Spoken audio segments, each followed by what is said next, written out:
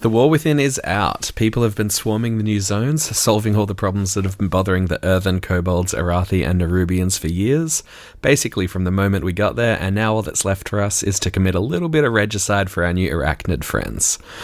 In this video today, I'm going to go over a bit of a casual guide for getting ready to do raiding, just normal and heroic, and Mythic Plus up to plus 10 in the War Within. It's a lot more approachable than you might think it is. So for dungeons, in the preseason right now, we have access to normal and heroic dungeons. None of them are too hard, and you've probably been in groups with people just decimating the content. It's not crazy at the moment. Heroics will give you a nicer feel of some of the mechanics that they have in the past, though you're still able to ignore and power through most things. If you aren't used to picking your gear, you can check out class guides in Wowhead or Icy Veins and find your stat priority there. This is a really simplistic way to have an idea if an item is good for you, and it's much simpler than simming, though it is a great tool once you get used to it. And with websites like Raidbots, it's easier than ever to do our simming nowadays. Heroic dungeons drop Adventurer track loot, which can be upgraded to 580 purely using Valor Stones. So if you get a nice piece that has your BIS stats on it, even if it's just close, don't be afraid to spend that. Valor Stones are an infinite resource. You'll keep getting them every time you do a dungeon, looting chests, doing world quests, every piece of content. It doesn't have a seasonal cap, it just has a cap of 2,000 that you can hold. So don't be afraid to spend them, you can always earn more. So don't be afraid to upgrade those pieces to 580, you can't mess it up really.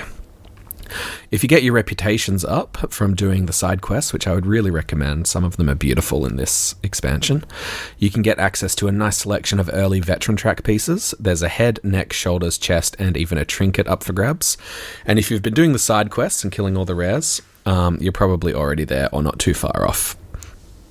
If you haven't, then the side quests are worth checking out, as I mentioned, with some really nice storylines and a hefty rep boost at the end of each story chain. Once Mythic 0 comes out at the start of Season 1, they will be dropping Veteran Rank 4 gear, meaning they are already past using your Weathered Crests for upgrading. So in the preseason, you shouldn't be afraid to spend both your Valor Stones and your Weathered Crests on upgrading any adventure pieces with your best stats to 593. Weapons are always a really good first option for upgrading if you're not sure you'll have enough crests and stones. Additionally, if any of the veteran pieces you're able to buy have your best stats on them, then don't be afraid to spend your carved crest on upgrading them too. They can get all the way up to 606, which is in the middle of the normal raids item level, making you nice and ready for that content when it comes out. Once Mythic 0 is out in Season 1, you can just start running them, collecting carved crests and more Valor Stones to keep upgrading your new veteran pieces. Raiding. If you've raided before, I'm sure you're familiar with what to do and are probably doing some form of early gearing up like I am. If you hadn't raided before or have only tried Raid Finder or Normal, then the War Within could be a really good opportunity for you to push a bit higher. Season 1 begins on the 10th of September, giving us Raid Finder Wing 1, Normal and Heroic Raid, and Mythic 0 dungeons, which we mentioned earlier. If you've never raided before, here's the steps I'd suggest taking just to ease into it. So, step 1, read or watch a guide. Wowhead usually has some simple to follow raid guides. Have a look at them, but don't get too bogged down in the details. Read the fight, try to pay attention to the summary, and then get into the dungeon to have a look at it.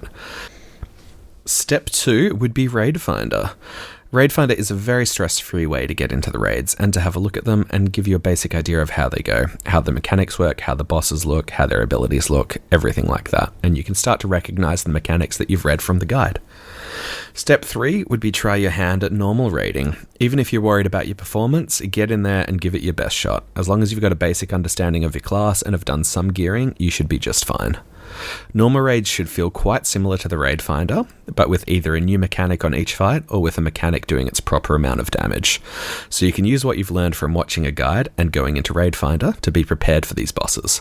Don't worry about it if it seems confusing, it always makes a lot more sense once you've actually seen the fight and had a go at the mechanics. Often it will just click and you'll say, oh of course, that's actually really simple. Step 3 would be once you've cleared normal raids, you might want to give Heroic a try, and that's great. Just follow the same plan as before.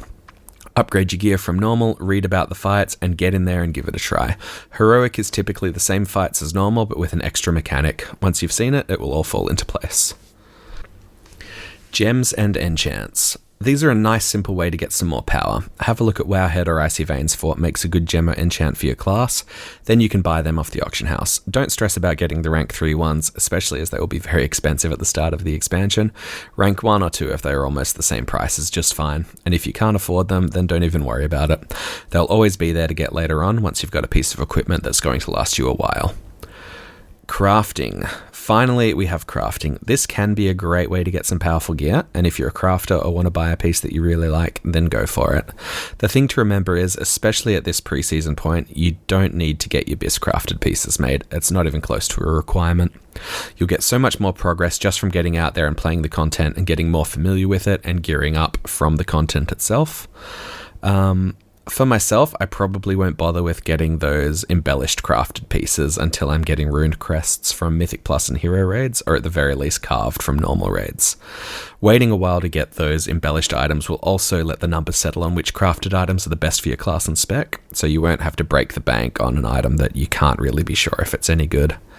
So hold off on buying the crafted items for now, unless you just really want to. Add-ons. There's a lot of discourse lately about add-ons. You don't really need them to play the game. Most of them are just quality of life or tweaking UI. But if you are wanting to get into raiding, I would recommend just grabbing DBM, which is Deadly Boss Mods. It's simple, you don't have to set it up, and it gives you a bunch of reminders during the dungeons and raids to help you out. Final thoughts. Basically, just get out there and play the game.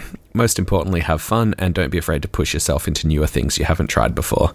Ahead of the curve and Mythic Plus 10s are very achievable. And who knows, maybe it'll spark something in you and you'll go on to push massive keys or become a Mythic Raider. Or maybe you'll just unlock your portals and be happy with that like I am. As long as you're enjoying it, that's the way to play. Hopefully this has helped a little bit. Don't get bogged down in the details with all of the guides that are out there. They like to flood you with a lot of really good and detailed information, but a lot of the time that's more than you need, especially if you're not super familiar with the content already.